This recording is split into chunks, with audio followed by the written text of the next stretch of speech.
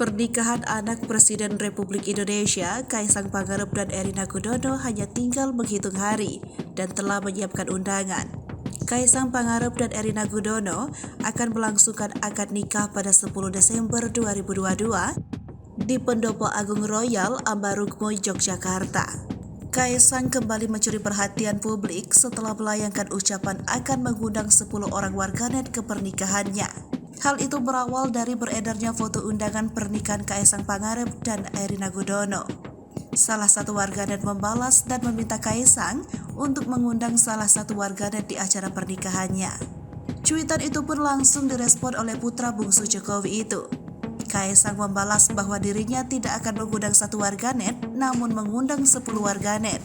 Anak Presiden Republik Indonesia ini menyatakan telah menyiapkan 10 undangan untuk warganet dengan syarat khusus. Balasan Kaisang Pangarep itu pun langsung banjir komentar dari warganet. Banyak warganet yang berharap bisa terpilih mendapatkan undangan pernikahan putra orang nomor 1 Indonesia itu. Namun ada pula komentar jelene warganet yang tak berharap diundang, lantaran bingung untuk memberikan jumlah uang dalam amplop untuk Kaisang dan Erina.